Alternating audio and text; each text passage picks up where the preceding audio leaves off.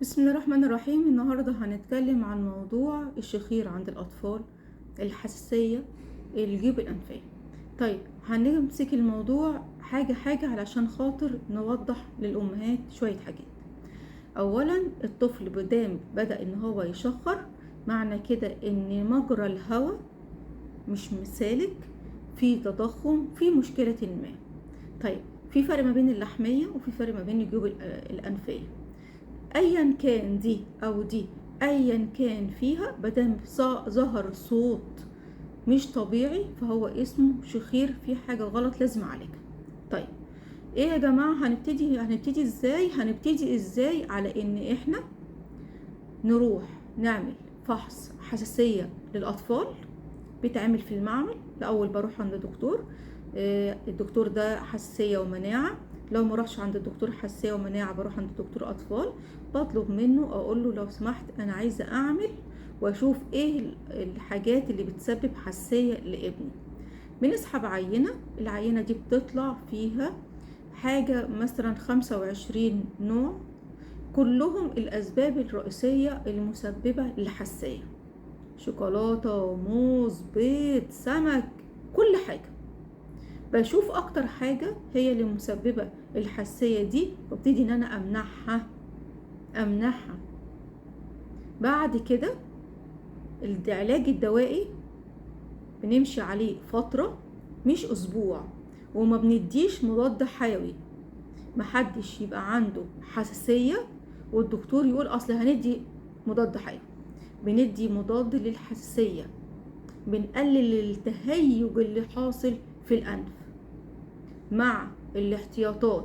ما تكونش الأمهات شغالة رش معطرات، شغالة ان هي بتعمل لي الروايح في الغسيل، ما تكونش عمالة بترش بيروسول، عشان مش يعني الحاجات دي كلها مسببة ومهيجة لجيوب الأنفية. فأنا لازم أتفادى كل الاسباب، ولازم يعني زي ما بيقولوا اهدي الدنيا على ابني شويه. وبعدين العلاج ده بنمشي عليه مش يوم ولا اتنين، هو مش عصا سحريه، هنمشي عليه ما لا يقل عن 6 شهور.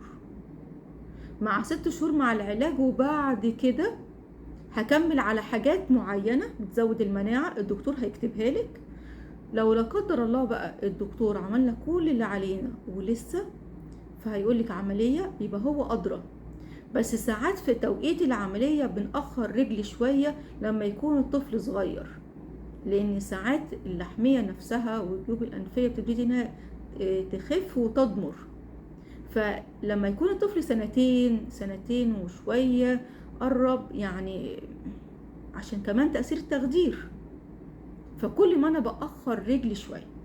الحاجة اللي كمان المهمة قوي نوم الطفل.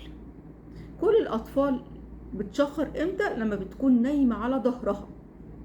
فياريت كل ما الأطفال تبقى نايمة على ظهرها لازم أنا أعدلها على الجنب ده أو على الجنب ده. أنا عارفة إن الأطفال ما بتثبتش خالص ساعة النوم، بس أنا بحاول إن أنا أخليهم متأيدين قوي إن هم نايمين على الجنب ده أو الجنب ده. طيب في حاجات كده إحنا كنا بنعملها زي البخار، بنحط زيت الكافور، بنحط زيت النعناع على ميه سخنه، بيبتدي الطفل ان هو يستنشق البخار ده. لو عرفت انك انت تتحكمي في ابنك وما يحصلش لا قدر الله اي مشاكل من الميه السخنه، طبعا هيبقى مفيد جدا. في دلوقتي فيكس للاطفال عباره عن يعني بيفتح الجيوب الانفيه عند الطفل، فممكن برضو ان انا استعمله بالليل. فدي حاجات وقائيه، دي حاجات بنستعملها للطفل زي الماء، وكمان الماء وملح برضو مفيدين جدا. لكن وقت ما انا هروح عند الدكتور ويقول لي عملية، يبقى هو خلاص القرار عنده. بس زي ما بقول ما بكونش اخد القرار بتاع العملية غير لما بكون ماشية قيمة 6 شهور، عارفة اسباب الحساسية، المسببات، منعاها، والدنيا خلاص اذا عملت كل اللي عليا خلاص يبقى هنعمل العملية بأمرنا لله.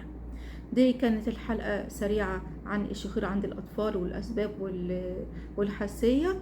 أتمنى نعمل اشتراك، وأتمنى إن احنا نعمل لايك عشان غيرنا يستفاد. السلام عليكم ورحمة الله وبركاته.